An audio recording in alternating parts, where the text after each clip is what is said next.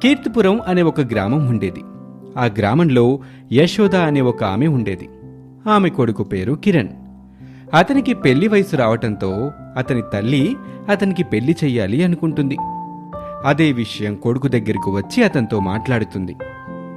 యారా, నీకు మంచి సంబంధం తీసుకొచ్చాను. అమ్మాయి పేరు విద్య, చాలా బాగుంది. డబ్బు చాలా ఉందిరా. ఆ అమ్మాయిని పెళ్లి చేసుకో. ఒక్కటే కూతురంట. ఆస్తి మొత్తం మందే అవుతుంది. ఏమంటావ్? ఆ మాటలు విన్న కొడుకు చాలా కోపం తెచ్చుకుంటాడు. అమ్మా, నేను ఎప్పటినుంచో చెప్తున్నాను కదా నీతో, నేను ఒక అమ్మాయిని ప్రేమిస్తున్నానని. ఆ అమ్మాయి పేరు అనామిక. చాలా అందంగా ఉంటుంది. పద్ధతి, గౌరవం గల కుటుంబం. తల్లి లేదు, తండ్రి ఒక్కడే. చాలా కష్టపడి పెంచి మంచి చదువులు చెప్పించాడు. ఆ అమ్మాయిని నేను పెళ్లి చేసుకుంటానమ్మా. నేను కాదు అని చెప్పట్లేదురా. ఆస్తిపాస్తులు ఎంతున్నాయి చెప్పు, దాన్ని బట్టి నేను మాట్లాడతా.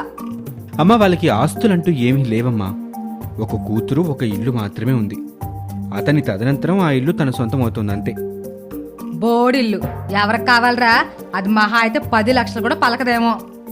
అలాంటి పేదమ్మాయిని చేసుకుంటారా? నేను చెప్పిన మాట విని ఈ అమ్మాయిని పెళ్లి చేసుకో. నీ జీవితం మారిపోతుంది. నువ్వు కారులో దర్జాగా తిరుగుతూ ఉంటే నేను చూడాలని ఉందిరా అని తల్లి అతన్ని సతాయిస్తూ ఉంటుంది. అతనికి చాలా కోపం వస్తుంది. అమ్మా, దయచేసి నన్ను వదిలిపెట్టు, నాకు చాలా చిరాగ్గా ఉంది అని చెప్పి అక్కడి నుంచి వెళ్ళిపోతాడు. వెళ్ళిపోతున్న అతన్ని చూసి తల్లి ఇలా అంటుంది. ఒరే ఒరే, నువ్వు గనక నేను చెప్పిన అమ్మాయిని పెళ్లి చేసుకోపోతే నేనేం చేస్తాను నాకే తెలీదు అని అంటూ ఉంటుంది. అతనేమీ పట్టించుకోకుండా వెళ్ళిపోతాడు. ఇక ఆ రోజు అతని ఇంటికి రాడు. తన తల్లి చాలా కంగారు పడుతోంది. పొద్దుననగా బయటికి వెళ్ళాడు, ఎంతవరకు రాలేదు. ఏమైందో ఏంటో, నాకు చాలా కంగారుగా ఉంది అంటూ అతని కోసం ఎదురు చూస్తూ ఉంటుంది. ఇంటి బయట కూర్చొని ఉన్నట్టుండి అక్కడే నిద్రపోతుంది. ఆ రోజు అలా గడిచిపోతుంది. తెల్లవారుతుంది. పొద్దున్నే కొడుకు అనామికని పెళ్లి చేసుకుని ఇంటికి తీసుకొస్తాడు. అతను నిద్రపోతున్న తల్లిని లేపుతాడు. అమ్మా, అమ్మా, నిద్రలేమ్మా, ఇక్కడ పడుకున్నావేంటి? ఆమె ఒక్కసారిగా ఉలిక్కిపడి లేస్తుంది. అమ్మో, నా కలలో వీడెవరినో తీసుకొచ్చినట్లు కనబడుతుంది. అమ్మా, ఇది కల కాదు, నిజం. మేమిద్దరం పెళ్లి చేసుకుని వచ్చాం. ఓరే, ఎంత పని చేసావురా? నీకోసం మంచి మంచి సంబంధాలు వస్తున్నాయి. ఈ పేద పిల్లని తీసుకొచ్చావేంట్రా? నీకేం పోయే కాలం వచ్చింది అంటూ అతన్ని తిడుతూ ఉంటుంది. ఇక ఆ తర్వాత అనామికతో ఇలా అంటుంది. వాడికంటే బుద్ధి లేదు. మీ ఇంట్లో వాళ్ళకేమైంది? మీ నాన్న చెప్పలేదా? అంటూ అనామికని కూడా తిడుతోంది. అప్పుడు ఆమె ఏడుస్తూ ఉంటుంది. అమ్మా, ఆమెని ఏమీ అనకు. వాళ్ళ నాన్న గుండెపోటుతో చనిపోయాడు. అందుకే నేను అనామికని పెళ్లి చేసుకోవాల్సి వచ్చింది అంటూ ఆమెని తీసుకొని లోపలికి వెళ్తాడు.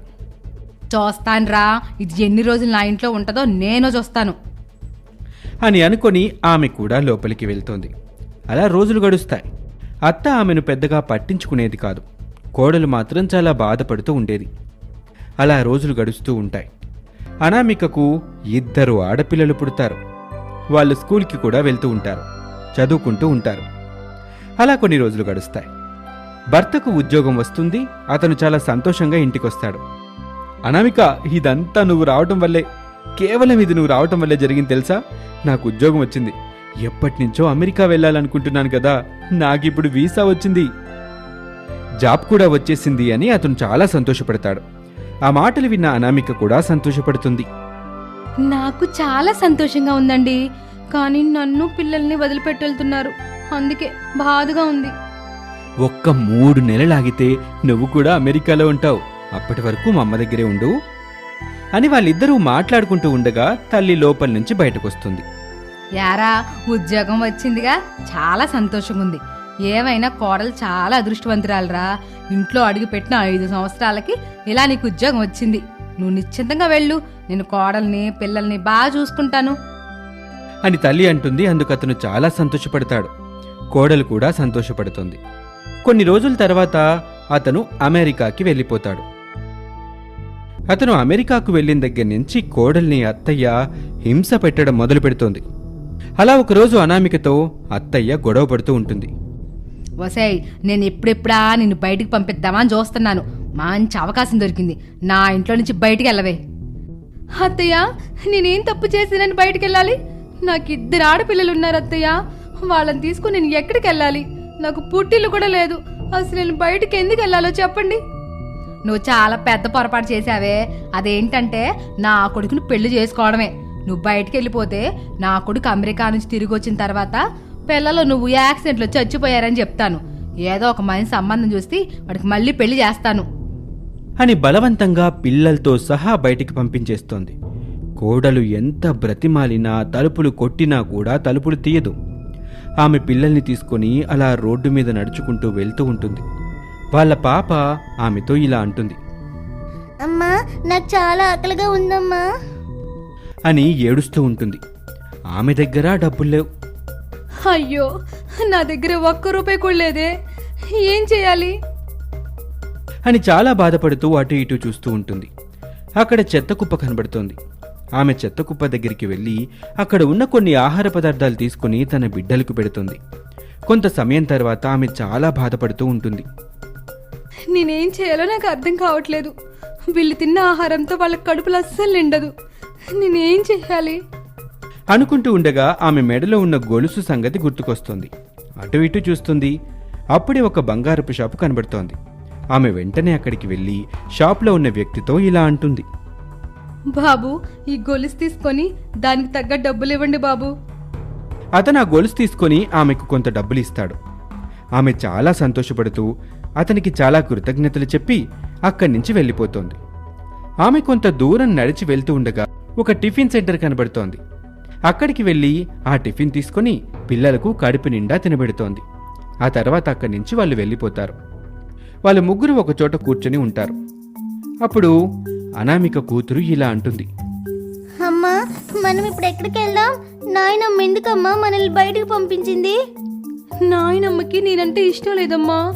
నాకు డబ్బు లేదు కదా, అందుకే నన్ను బయటికి పంపించింది అంటూ బాధపడుతూ చెప్తుంది. అప్పుడు తన మనసులో ఇలా అనుకుంటుంది, ఇప్పుడు నేను పిల్లల్ని తీసుకుని ఎక్కడికి వెళ్ళాలి? నా దగ్గర కొంత డబ్బు ఉంది కదా, ఈ డబ్బుతో ముందు ఇల్లు అద్దెకు తీసుకుంటాను. ఆ తర్వాత ఏం చేయాలో ఆలోచిస్తాను. అలా పిల్లల్ని తీసుకొని అద్దెకు ఇల్లు దొరుకుతోందేమో అని చూస్తూ ఉంటుంది. చాలా సమయం తర్వాత ఆమెకు ఒక ఇల్లు అద్దెకు దొరుకుతోంది. ఆమె ఆ ఇంట్లో ఉంటూ అక్కడ ఒక చిన్న దోసెల దుకాణం మొదలు పెడుతోంది. ఆ దోసెలు చాలా రుచికరంగా ఉండటంతో ఆమె వ్యాపారం బాగా సాగుతూ ఉంటుంది.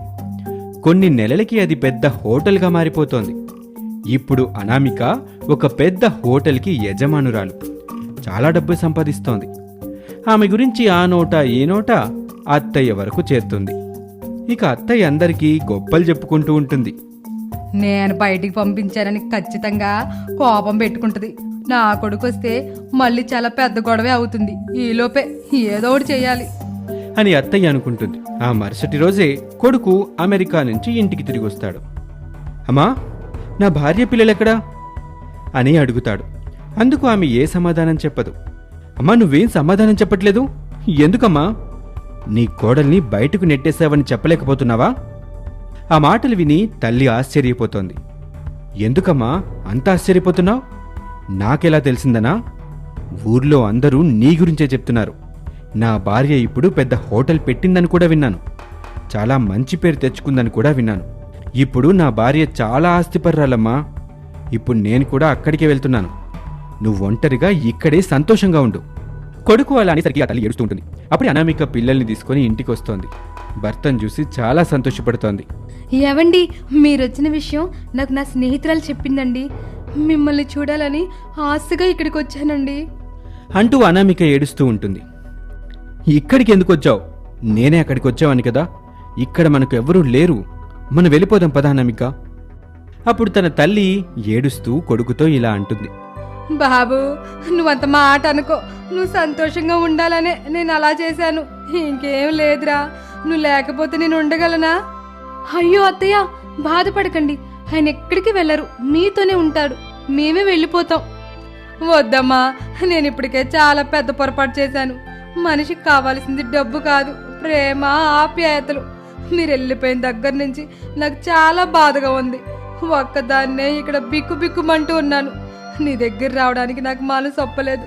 నన్ను చీ అంటావేమని భయం వేసిందమ్మా, అందుకే రాలేకపోయాను అంటూ ఏడుస్తూ తను పడిన బాధ మొత్తాన్ని చెప్తుంది అనామికతో. ఇక అది విన్న అనామిక చాలా బాధపడుతుంది. జరిగిందంతా మర్చిపోండి. జరిగిందంతా మన మంచికి అని వదిలేయండి. ఇక అన్నీ మర్చిపోయి సంతోషంగా ఉందాం కదా అంటూ కొడుకు సర్ది చెప్తాడు. ఇక అప్పటి నుంచి వాళ్ళు ఒకే చోట సంతోషంగా ఉంటూ వాళ్ళ హోటల్ని చూసుకుంటూ చాలా ఆనందంగా గడుపుతూ ఉంటారు.